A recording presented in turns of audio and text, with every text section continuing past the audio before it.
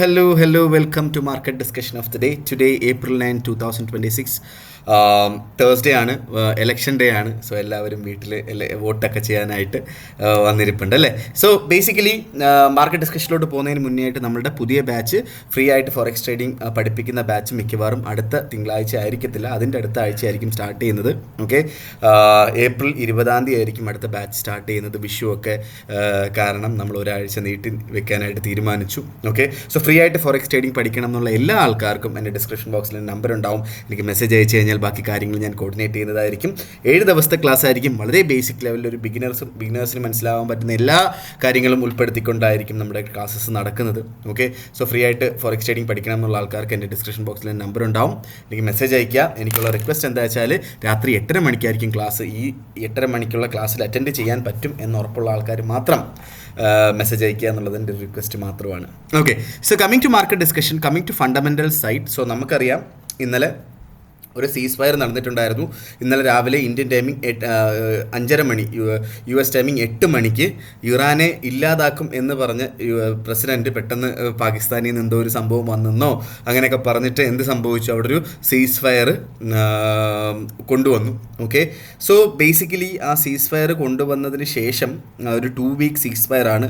So അതിനകത്ത് basically ഒരു 10 point proposals ആണ് അതിനകത്ത് പറഞ്ഞിട്ടുള്ളത്.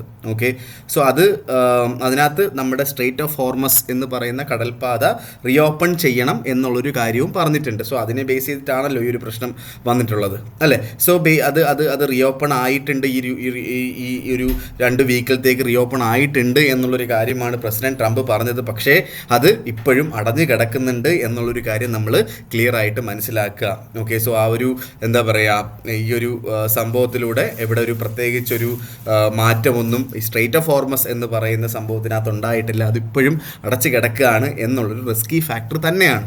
ഓക്കെ, സോ അതേപോലെ തന്നെ നമ്മളുടെ എന്താ പറയുക, സോ വോറ് കാരണം, സോ ഇന്നലെ നമുക്കറിയാം, ഇന്നലെ ബേസിക്കലി 4600 ആയിരുന്നു മാർക്കറ്റ് ഉണ്ടായിരുന്നത്. സോ 4600 നിന്ന് മാർക്കറ്റ് നേരെ എന്ത് സംഭവിച്ചു, നേരെ 4600 നിന്ന് ഓൾമോസ്റ്റ് മെനഞ്ഞാന്ന് രാത്രി ട്യൂസ്ഡേ നൈറ്റ് 4700 വരെയൊക്കെ പോയിട്ടുണ്ടായിരുന്നു. പക്ഷേ അവിടെ നിന്നൊരു വലിയൊരു ഗ്യാപ്പ് അപ്പിലാണ് രാവിലെ 3:30 മണിക്ക് നമ്മുടെ US മാർക്കറ്റ് നമ്മുടെ ഫോറക്സ് മാർക്കറ്റ് ഓപ്പൺ ആയത്. 4742 വരെ 42 നിന്നാണ് സ്റ്റാർട്ട് ചെയ്തത്. അതിനുശേഷം 5 മണിക്ക്, അതായത് ഏഷ്യ ഓപ്പൺ ആവുന്ന സമയത്ത് ഓൾമോസ്റ്റ് 4837 വരെ പോയി. ഈ രാവിലെ 5:30 മണിക്ക് അറ്റാക്ക് ചെയ്യും എന്നുള്ള ഒരു സമയത്ത് ഓൾമോസ്റ്റ് 4860 വരെ മാർക്കറ്റ് പോയിട്ട് ആക്ച്വലി ഇവിടെ സീസ് ഫയർ വന്നു എന്നുള്ളൊരു കാര്യം അറിഞ്ഞപ്പോഴത്തേക്കും മാർക്കറ്റ് ഒരു 4800 വന്ന് നിന്നു. പിന്നെ ഒന്നുകൂടെ മുകളിലോട്ട് പോയി. നമ്മൾ അവിടെ വെച്ച് പറഞ്ഞിട്ടുണ്ടായിരുന്നു നമ്മുടെ മാർക്കറ്റ് ഡിസ്കഷനിൽ എന്താണ്, 4830 വരെ ആയിരിക്കും ഇന്നത്തെ റേഞ്ച് എന്ന്. 4830 അവിടുന്ന് സെല്ലെടുക്കാനും നമ്മൾ ഇന്നലെ പറഞ്ഞിട്ടുണ്ടായിരുന്നു. ഹൈ റിസ്ക് ഡേ ആണെന്ന് പറഞ്ഞിട്ടുണ്ടായിരുന്നു. പക്ഷേ എന്നിരുന്നാലും അവിടുന്ന് സെല്ലെടുക്കണം എന്നുള്ള ആൾക്ക് സെല്ലെടുക്കണം എന്ന് പറഞ്ഞിട്ടുണ്ടായിരുന്നു. സോ അവിടുന്ന് പ്രോപ്പറായിട്ടുള്ള സെല്ലൻട്രി എടുത്തിട്ടുള്ള ആൾക്കാർക്ക് നല്ല രീതിയിൽ നമ്മൾ പറഞ്ഞ ടേക്ക് പ്രോഫിറ്റ് 4760 ആണ്. ഓക്കെ, ഈസി ആയിട്ട് 4760 വരെ മാർക്കറ്റ് എത്തിയിട്ടുണ്ട് അല്ലേ. സോ അതിനുശേഷം മാർക്കറ്റ് 4700 വരെ വന്നു. നമ്മൾ ഇന്നലെ പറഞ്ഞ എന്താണ്, 4700 അവിടുന്ന് ബൈ ചെയ്യാനും പറഞ്ഞിട്ടുണ്ട്. പക്ഷേ അത് സംഭവിച്ചത് ഇന്ന് രാവിലെയാണ്. പക്ഷേ എന്നിരുന്നാലും ആ എൻട്രി എടുത്തിട്ടുള്ള ആൾക്കാർക്കും ഓൾമോസ്റ്റ് ഒരു $10-30 അല്ലെങ്കിൽ ഒരു 300 പിപ്പോളം പ്രോഫിറ്റ് കിട്ടിയിട്ടുണ്ട് എന്നുള്ളൊരു കാര്യം കൂടെ മനസ്സിലാക്കാം. ഓക്കെ, സോ ബേസിക്കലി എന്താണ് പറയുക, നമ്മളുടെ ഇങ്ങനെയാണ് മാർക്കറ്റിനെ ഇത് അഫക്റ്റ് ചെയ്തത് എന്നുള്ളൊരു കാര്യം നമ്മൾ മനസ്സിലാക്കുക. സോ അതിൻ്റെ കൂടെ തന്നെ വളരെ ഇമ്പോർട്ടൻ്റ് ആയിട്ടുള്ള കാര്യം, ഈ സീസ് ഫയറിന് ശേഷം എന്താണ് ഓൾമോസ്റ്റ് 3 സ്ഥലങ്ങളിൽ സീസ് ഫയർ ബ്രീച്ച് ആയിട്ടുണ്ട് എന്നുള്ളൊരു കാര്യം നമ്മൾ മനസ്സിലാക്കുക. വളരെ ഇമ്പോർട്ടൻ്റ് ആയിട്ടുള്ള കാര്യമാണത്. ഓക്കെ, സോ 3 സ്ഥലങ്ങളിൽ സീസ് ഫയർ ബ്രീച്ച് ആയിട്ടുണ്ട് എന്നുള്ളൊരു കാര്യം നമ്മൾ ഉറപ്പായിട്ടും നമ്മുടെ മനസ്സിലുണ്ടാവണം. സോ ഇതൊക്കെ ഹൈ റിസ്ക് ഡേയ്സ് ആണ്. പക്ഷേ എന്നാലും നമ്മളുടെ ലെവൽസിൽ വന്നു കഴിഞ്ഞാൽ ഉറപ്പായിട്ടും ട്രേഡ് ചെയ്യാതിരിക്കേണ്ട എന്നുള്ളൊരു കാര്യമാണ് എനിക്ക് പറയാനായിട്ടുള്ളത്.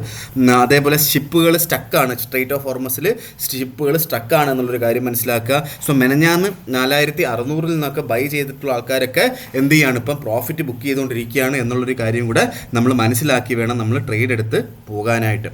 ഓക്കെ, സോ ഇത് നമ്മളുടെ ഈ പറയുന്ന എന്താ പറയുക, എക്കണോമിക് ന്യൂസ് പ്രകാരം ബേസിക്കലി ഈ പറയുന്ന സീസ് ഫയറോടുകൂടി നമ്മളുടെ ക്രൂഡ് ഓയിലിൻ്റെ പ്രൈസ് ഓൾമോസ്റ്റ് 15% റഫ്ലി ആണ് 15% കുറഞ്ഞിട്ടുണ്ട്, ക്രാഷ് ആയിട്ടുണ്ട്. അത് ഓൾമോസ്റ്റ് $100 താഴെയായിട്ട് പെർ ബാരലിൻ്റെ പ്രൈസ് പോയിട്ടുമുണ്ട്.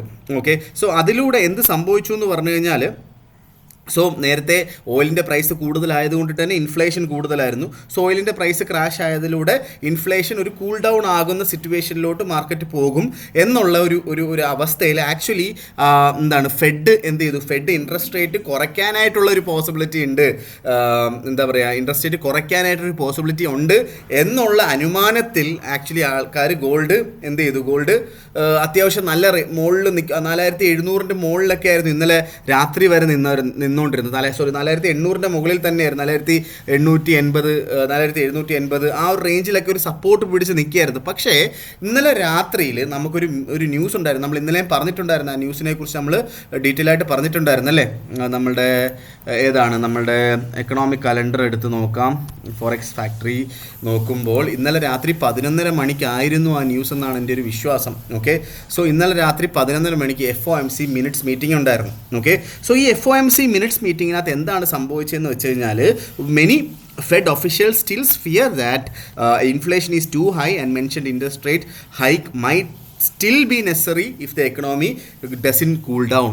ഓക്കെ, സോ അതായത് ഇൻട്രസ്റ്റ് റേറ്റ് കൂട്ടേണ്ടി വരും ഈ ഒരു സിറ്റുവേഷനിൽ.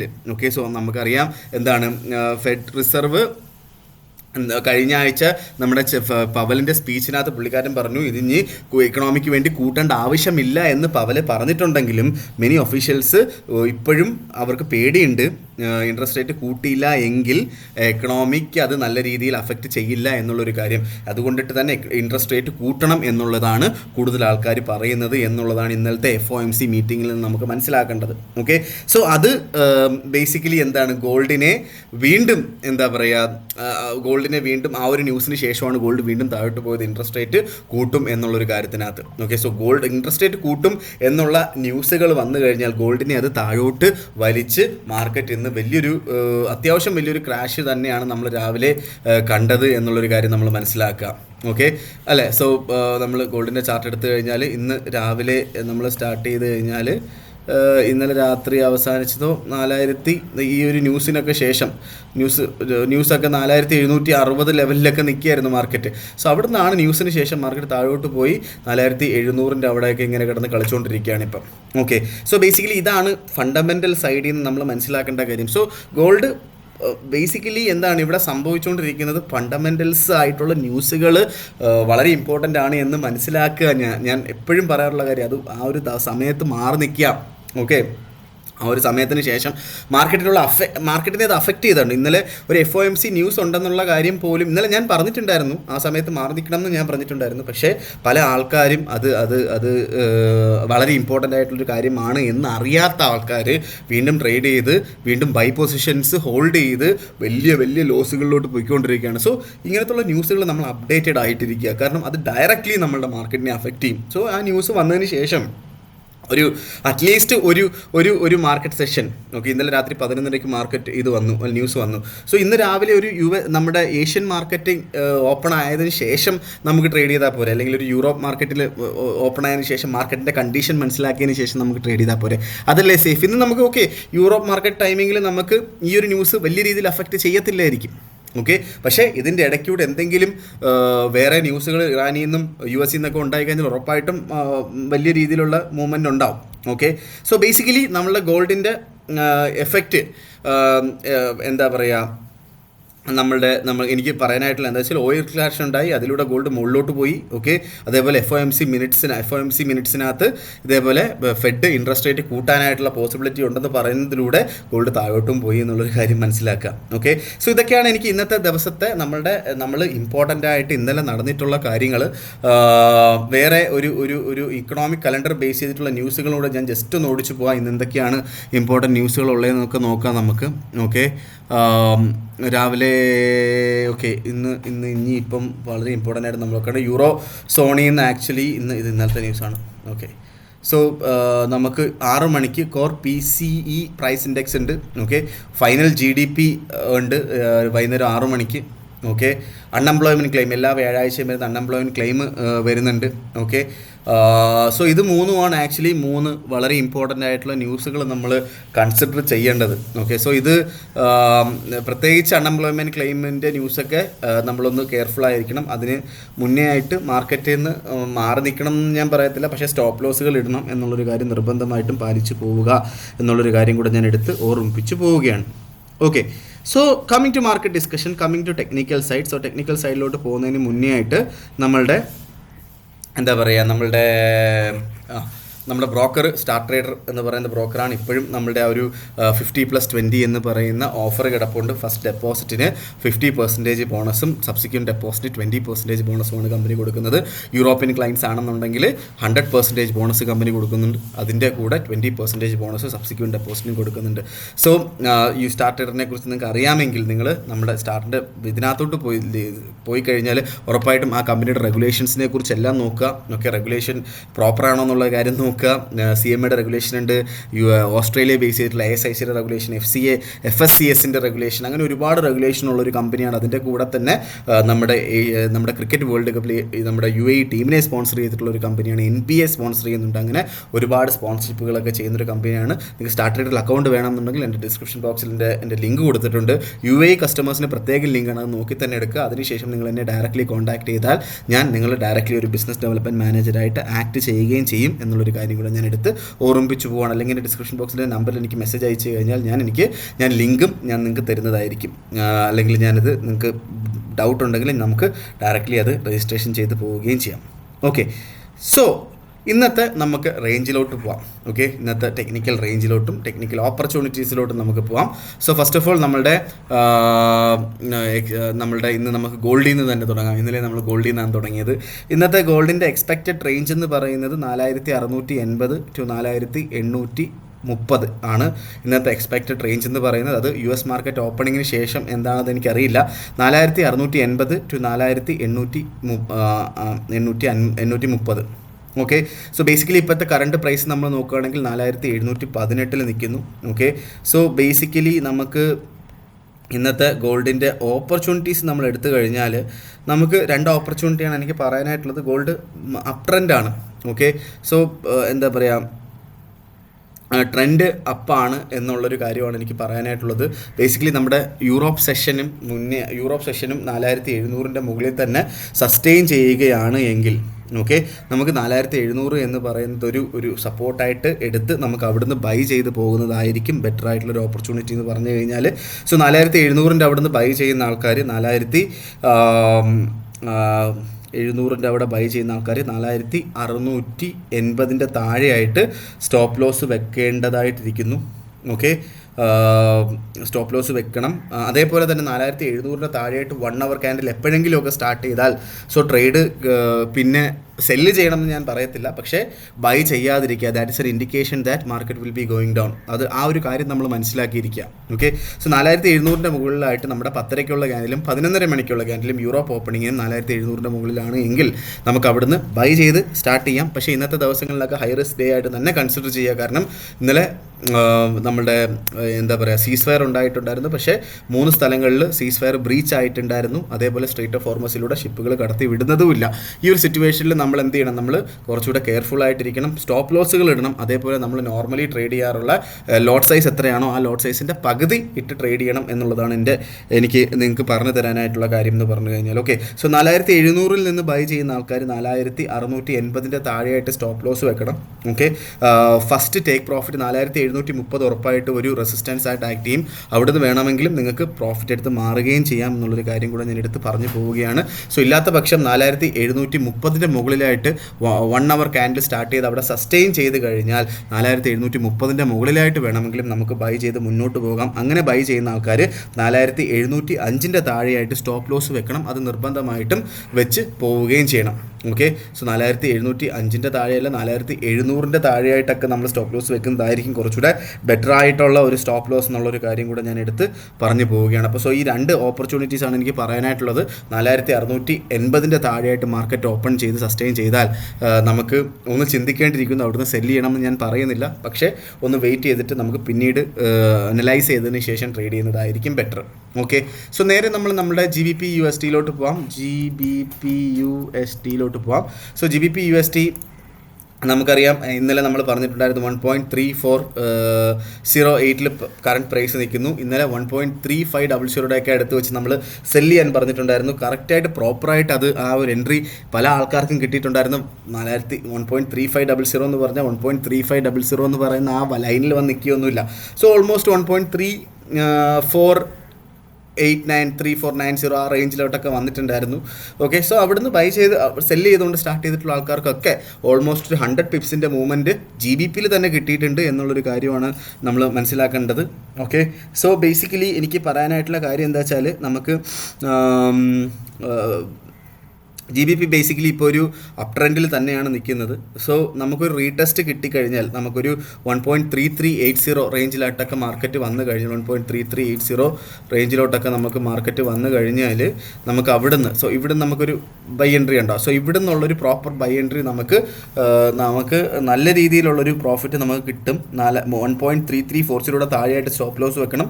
ടേക്ക് പ്രോഫിറ്റ് 1.3460 ഒക്കെ അവിടെ സ്റ്റോപ്പ് ലോസ് വെക്കുകയും ചെയ്യണം. ഓക്കെ, സോ 1.3370 താഴെയായിട്ട് 1 അവർ ക്യാൻഡിൽ സ്റ്റാർട്ട് ചെയ്താൽ ഉറപ്പായിട്ടും അവിടെ നിന്നൊരു ബൈ ചെയ്യാതിരിക്കുക. അതൊരു ഡീപ്പർ കറക്ഷനിലോട്ട് പോകാനായിട്ടുള്ള പോസിബിലിറ്റി വളരെ കൂടുതലാണ് എന്നുള്ളൊരു കാര്യം നമ്മൾ മനസ്സിലാക്കുക എന്നുള്ളതാണ് എനിക്ക് പറയാനായിട്ടുള്ളത്. ഓക്കെ, സോ അതേപോലെ തന്നെ നമുക്ക് നേരെ നമ്മളുടെ യൂറോ USD പോകാം. യൂറോ USD ഇപ്പോൾ കറൻ്റ്ലി ട്രേഡ് ചെയ്തുകൊണ്ടിരിക്കുന്നത് USD